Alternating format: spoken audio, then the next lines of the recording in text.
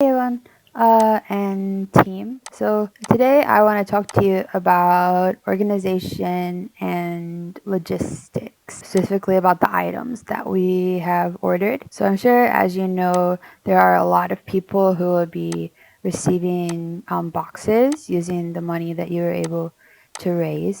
We have a lot of spreadsheets with like all of the names and ages of all of the recipients. There's 25 pages, so of course there's a lot of people. And I think that this year, in total, we'll be going with 766 boxes. 165 are kids and 601 are adults. So in total, we have to wrap 766 boxes on Saturday. It sounds like a lot, but this is a video from my house just a couple weekends ago. We were wrapping presents for the orphanages, and we had 8 people, and we needed to wrap around 300 presents, and it took us around like 4 hours to do that, and that's with just 8 people. So with the volunteers that you'll be having, it'll make the process go a lot quicker. I do think that the thing that will take the most time or the most people is getting the boxes ready, because we not only need to wrap the boxes, we need to put boxes together like with tape so that the boxes are strong on the bottom, because they're going to come folded. And then we also need to pack items into the boxes. So these are the items that will be going into each box. We're using a 2-1 size post office box, which is I think 35 centimeters by 25 centimeters by 10 centimeters. So it's not very big. So that's one good thing. However, I do know that the coupon boxes coming in are quite big and full of items. So we'll get to that in a second. So inside of each box, you'll get 1 thing of laundry soap, 1 tub of toothpaste, 1 toothbrush, 1 hand soap, 1 bar of soap, 1 pack of ramen, 2 cans of tuna, some wool tissue, and a pack of kimbap style seaweed. And then in a men's box, they'll be getting a thing of dish soap, and women will get a thing of shampoo. But if it doesn't quite, work out that way, like the boxes get messed up, it doesn't matter that much because it's just dish soap and shampoo. We just chose to buy separate things to save money, and also just to make the boxes have a little more variety in homes that get 2 boxes. Comes to boxes for children or presents for children, because we had a lower budget this year, we decided to use games that Jeju Fury had been saving, if in case we had a year like this where it was difficult to make purchases. So these are the games that we'll have available. There's Double, Turn It, Coconuts. Like, I won't read them all, but you can see that we have different games, and they're like, we're gonna have this document. We'll have a little bit more details, but we'll have games like for ages 8 and up, for ages 10 and up, for ages 14 and up. So this is what we'll be wrapping as presents for children. Every child will get 1 game, except for a very few special circumstances that I can explain the day of the party. The adult items, I've been getting messages from Coupang saying that items have been delivered, and this was the picture I got earlier. It said they delivered 206 boxes, so there is quite a lot of things coming. I have pages and pages and pages of items that we have ordered. So I think that there's gonna be quite a lot of boxes coming into the school. Like I said in the message, I think that I would guess that there'll be around 1,000 boxes sent, but I don't know, because like sometimes when Coupang delivers something to my house, they'll have 100 items in a small box, and then other times they'll have one huge giant box for something the size of a USB. So it's really hard to determine exactly how Coupang will be shipping the orders. But I do kind of want to emphasize the importance of trying in some way to keep the items organized, because if they get lost or they're, hard to access, it can make things more difficult, because we'll be doing a lot of organization to make Saturday successful. I would say that when you're planning a party or the wrapping party, that the way that we organize it and the way that we set it up is going to determine the success of the event, and it's going to determine how much time the event is actually going to take. If we have a really good, strong plan and good, strong organization, our volunteers will be happy and they'll be able to be productive. We'll be able to finish much quicker than if we're trying to make decisions the day of the event. All right, so I want to explain basically what I would call the ideal party setup. I don't know what type of area that we'll be in. I've been in StimV before, and it seemed like we have like a big giant room for everything, and I think that would be ideal if we can have a huge space and then separate that into 3 different zones.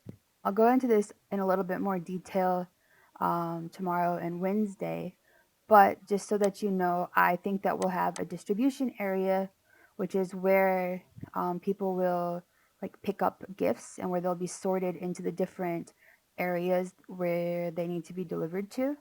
We'll have a child area for wrapping children's gifts and also displaying the gifts that we have in stock so that volunteers can choose presents to wrap.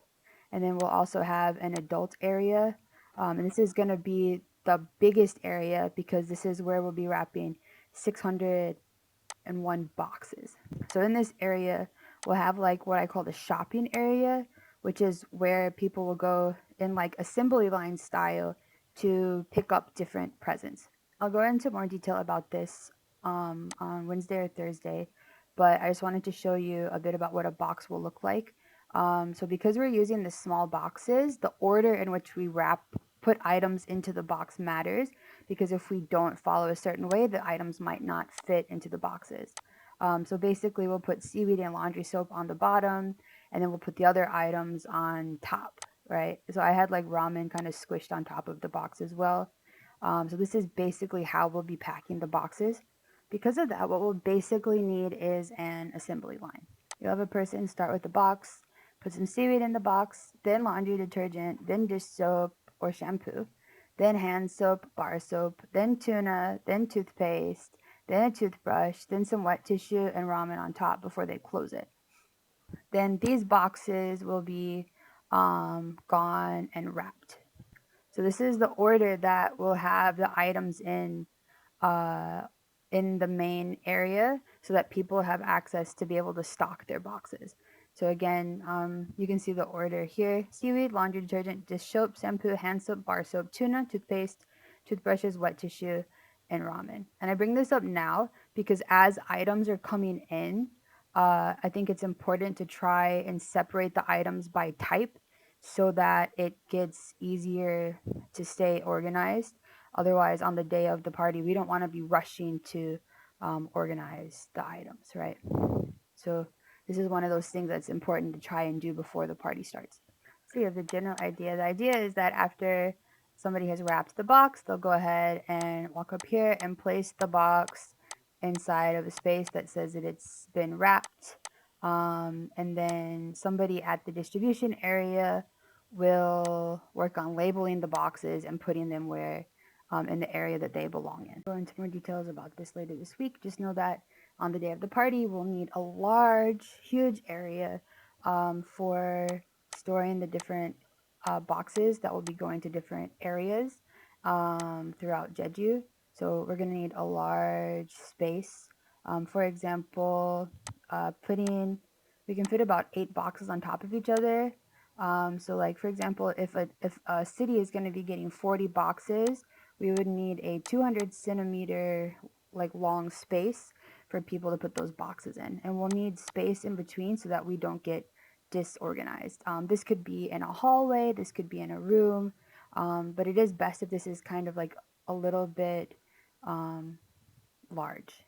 The children's area will be pretty simple, and I'll explain it later this week in more detail. Just know that we'll be putting presents on a table, and then people can find the presents for a child's age group, wrap the present, label the present, and then bring it to the distribution area.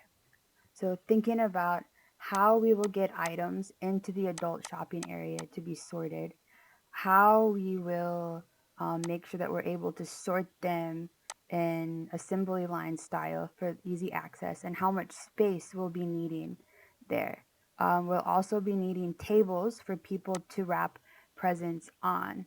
You're going to need to have enough space for volunteers to put a tube of wrapping paper so that it's not uncomfortable for wrapping presents. So we will need tables in the adult area, we'll need tables in the children's area, and we'll need at least 2 tables in the distribution area at the entrance of that to help have the volunteers have a place to sit down for writing labels and working on checklists.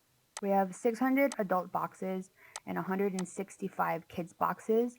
That means that about one fourth of volunteers will be working with kids gifts, and 3/4 will be working with adult gifts for the majority of the party. So, for example, if you're expecting to have 40 volunteers, you would need space for 30 volunteers in the adult area and space for 10 volunteers in the child gift wrapping area. So these are the tables that you would need for. And then also you need to be thinking about where the distribution area is going to be the largest space that we have for bringing boxes that are wrapped so that we can stay organized when they're finished. And those are the main things that I want you to be thinking about before tomorrow when I talk more about what the volunteers' roles will be. All right, again, if you have any questions, feel free to reach out. And it would definitely be helpful for me if you can answer the questions that I sent to. All right, have a good night or a good morning. Bye.